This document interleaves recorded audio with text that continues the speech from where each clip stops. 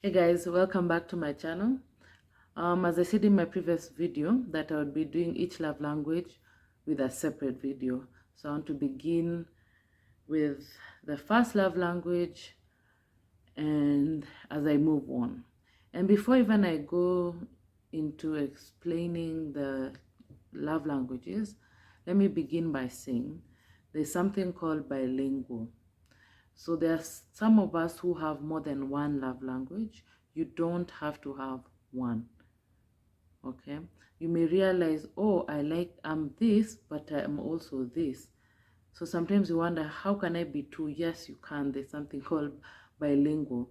And the reason I've decided to start with that explanation is because I may use myself as an example in this, in trying to explain these love languages. And you may hear me say, I'm this, and then again for the next one you hear me say I'm this.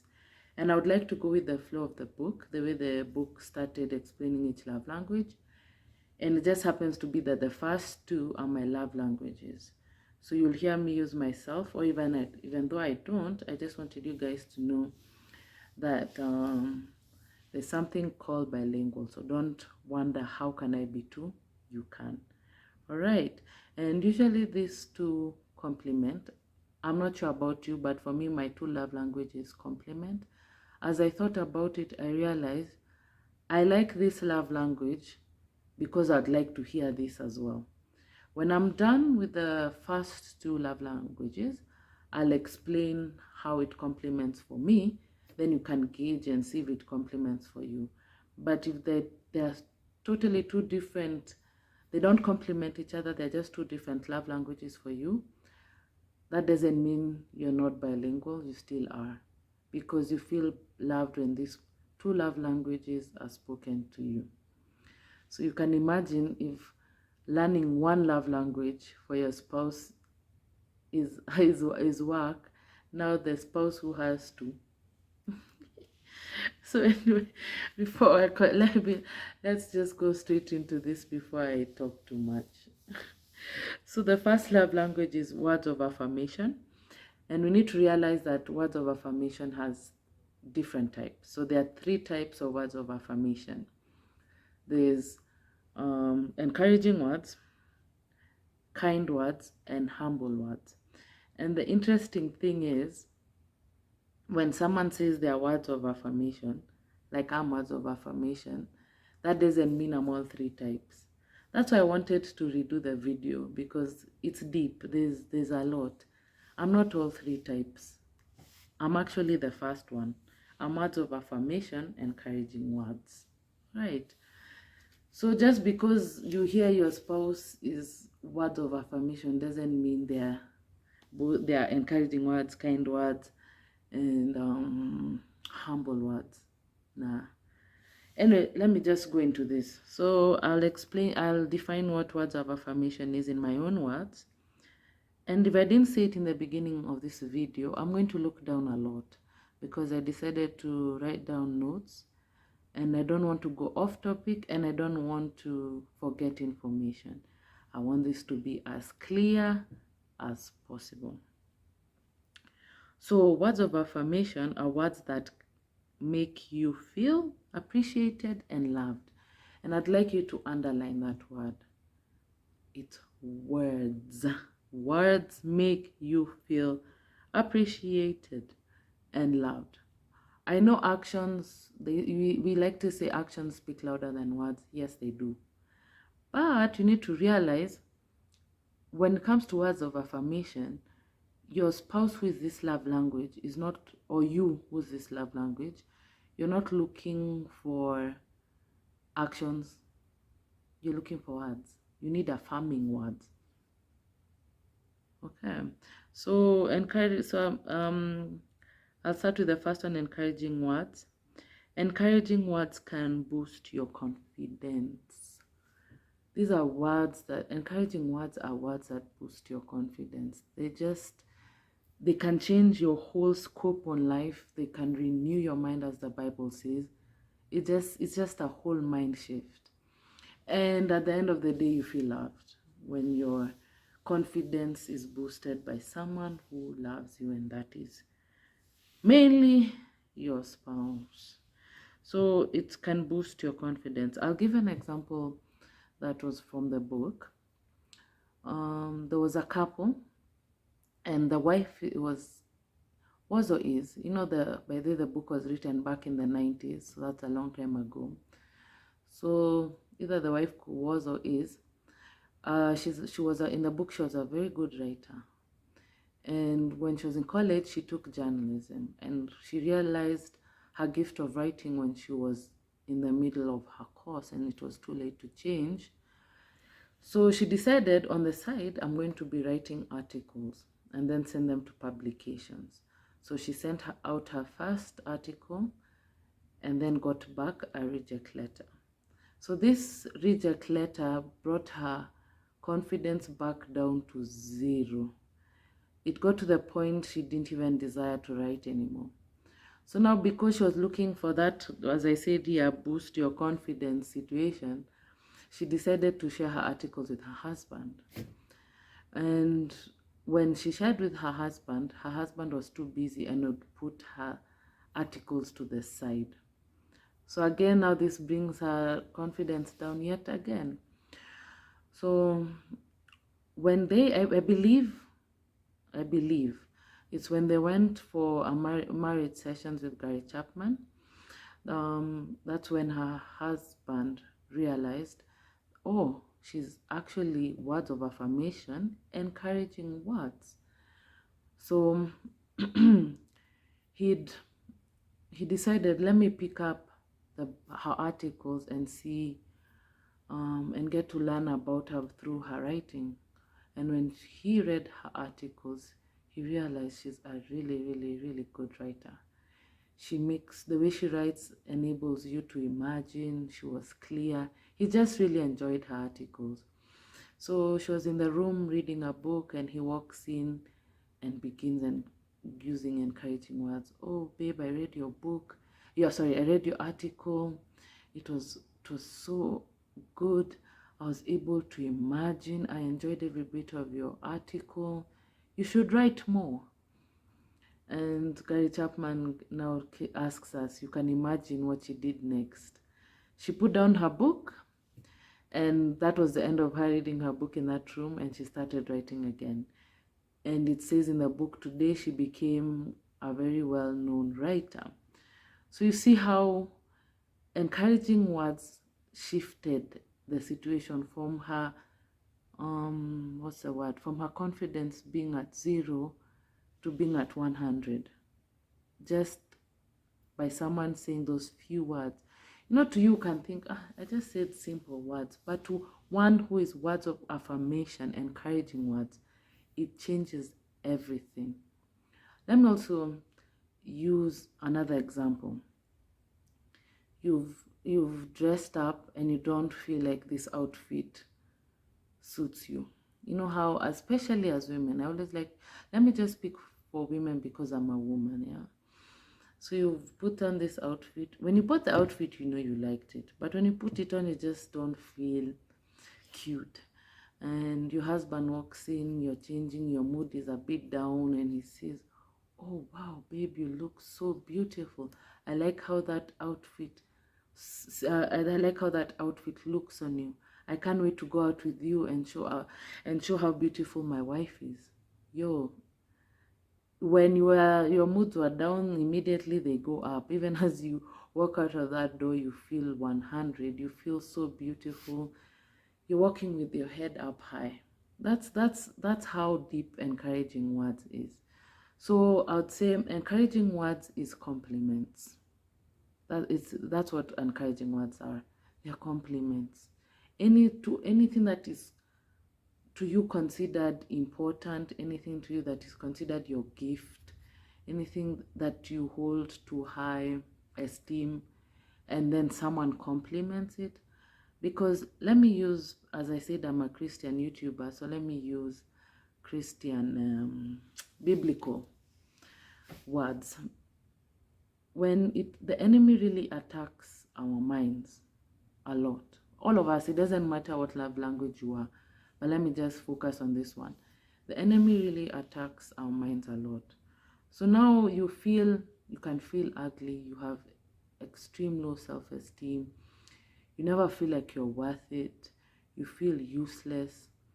I'll give an example of today. Today, I believe you guys by now know I sing in church. So today, I didn't feel like I sang well. And I was like, oh my gosh, what happened? Because I've been really putting a lot of practice in this, and I was feeling like I didn't sing well. Then one person approaches me and says, Wambere, today you sang so well. Yo, it just lifted me up, and I felt, wow, thank you, Lord. And here I was thinking that I don't. So you see how that's what I mean by the enemy can really attack your mind. And now your words of affirmation, encouraging words, and someone comes and says something about you that you didn't think you are good enough for. It just changes. Now that is just someone random in church telling me that. Now imagine if your spouse tells you that, because I've learned that spouses, their words can either bring you up or bring you down. But I'd like to put a disclaimer. For those of us who are believers watching me, these love languages I'll be explaining are not everything. Because sometimes man is to error. So sometimes your spouse may not be able to speak your love language, even though they know your love language. So don't put your whole emphasis on your husband or your wife. Build yourself up in the Lord. But I'm just sharing this to show how it can just help your marriage. All right. So I don't want you to put your everything on these love languages, that if you don't get the love as per these love languages, you want to leave. Now, relax. Yeah. Just know I'm just giving this as a way of showing how you can love better in your marriage. Mistakes happen. Forgive, forget, move on. You'll grow from there. All right. Then I've said here, sometimes these words can be the first step to doing something you never thought you could. You never thought you could do this, but maybe your spouse has been watching you and seeing your potential and says, I've been seeing you do XYZ, and you're really good at it. I don't know if you know, but I think you can do so well in this sector. If you just take it up, be consistent with it, you'll go so far. I even see you going so far. I've wanted to tell you this for a really long time, and I realized you may not know. So I decided to tell you, babe, I believe in you. I'll have your back. Whatever support you need, I'll be there, be it financial, be it moral support. I'll be there for you. Even as I spoke those words, I felt them. So this whole words of affirmation, encouraging words, it can change. And remember, encouraging words are mainly just compliments that speak to you, right? You're beautiful. I like the way you did that. You look so good. You're good at math. You're good at this. That's encouraging words. Let's go to the second one. The second one is kind words. So with kind words, it's all about the way you speak, the tone of your voice when you speak the words. So it's a bit like the other one. Don't just speak the way you want to speak the way they want to be spoken to. So it's all about the way you speak the words, and it's about the tone of your voice. Tone matters very much. Someone whose words of affirmation, kind words, they can tell a tone from a distance.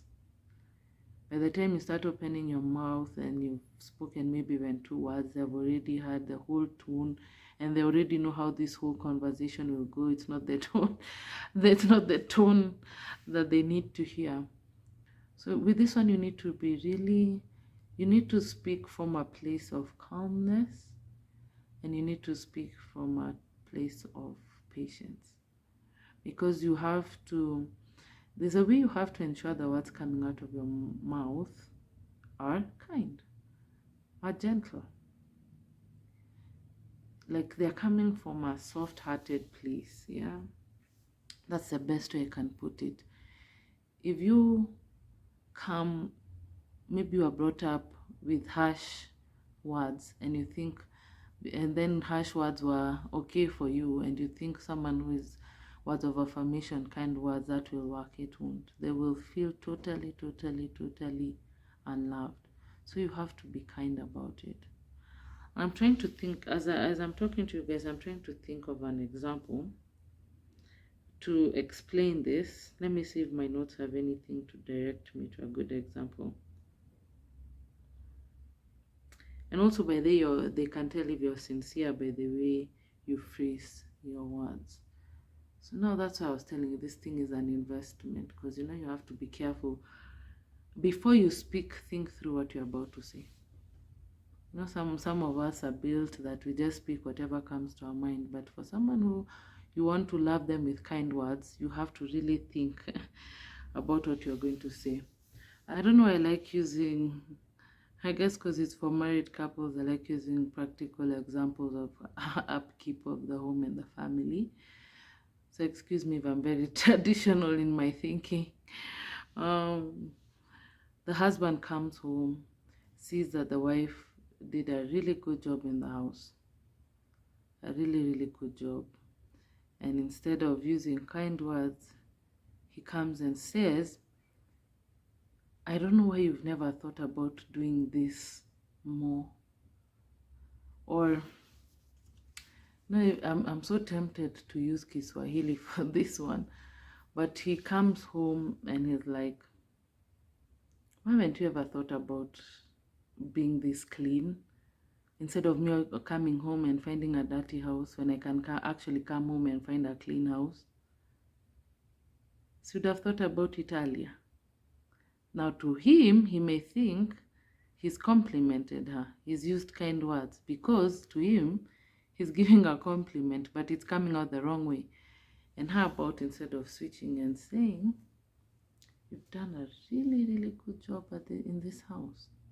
You've cleaned up nicely. I like how you were able to remove the dirt in places I didn't even think you could remove. When I walked in, I felt like I was walking into a new home. I just love how you've done it. Thank you so much for taking your time in the day to clean our home and make it better. I love you, babe. Have you seen the difference? Even as I speak, I felt the kindness in those words as opposed to example A. So that's the best way I can explain kind words. But maybe if you have a question, I'll be able to answer. Then the third one is humble words. So humble words are words that are not demands, but requests and guidance words. What do I mean by it's not demands, but requests and guidance words? For this one, for humble words, I'll explain it more with a practical example. So I'm going to use an example of a housewife. Then I'll use an example of a woman who works 9 to 5, because I'm sure someone will be thinking, I don't have this time, I work as much as he does. Relax. So your husband is at work. He works a lot of hours. He comes home, he's exhausted, and he says words like, I'm so tired, I've been working all day, the boss has been on my neck, I just wanted to come home to my favorite cooked meal, just sit back and relax and eating it, and then I come back home and this is what you give me. What kind of wife are you? Those are not humble words. Those are words to break you. And usually at that time, many women go into defense mode. So now let's switch it up. Let's switch it up a bit and change the way this man would phrase the words. So he's at work and he's tired. Yes, he is tired. And he decides to call his wife. Beep, beep, beep, beep, beep, beep. Hi, babe. How are you doing? How are things at home? If you have kids, how are the kids doing? Everything is going great? Oh, good, good. I was just here at work, tired and on my break, and I just started thinking how I'd like to come home today to my favorite meal, just sit down with you and enjoy it. Even my mouth is watering as we speak, just thinking about it. That would be really, really nice. I'd been thinking about it since I had my lunch break, and I've been looking forward to come home. Then share more conversation and hang up. I'm telling you, during the day, even though your wife didn't feel like cooking that meal, she'll just be thinking of how you say those words with such humility. Interestingly enough, humble words and kind words can come together. But you remember, humble words are words that are not demands.